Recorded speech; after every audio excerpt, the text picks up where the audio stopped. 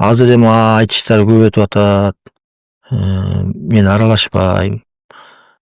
Бирок тилекке каршы мен 100% деп айтпайм, бир эми 40-50% кээде жаттама болуп калып атат. Жаттама акындарыбыз бар.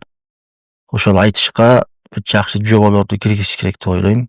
Күтүүсүз темаларды берсе, күтүүсүз алым сабак кылса, күтүүсүз бир факторда же кагазга жазып коюп, ичинде белгиси ошол жазылган эжени ырда деп, 1 саат ырда деп, керек болсо 2 саат ырда деп акындарга ушундай жоболорду киргизсе, чыныгы төкмө акындар аныкталат эле да. Анан калыстар кара кылды как жарыш керек.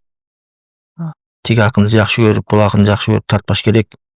Мындай нерсе көп болгон.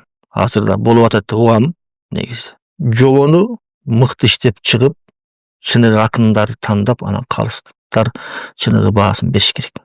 Ошондо акын өсөт, эркин ырдайт, көңүлүң оорубайт дегендей. Бирок бул учурга дагы барат болушубуз керек деп ойлойм, Кудайым буйрса. Бирок азыр эмес окшойт. Жакында эмеспи? Эми жакында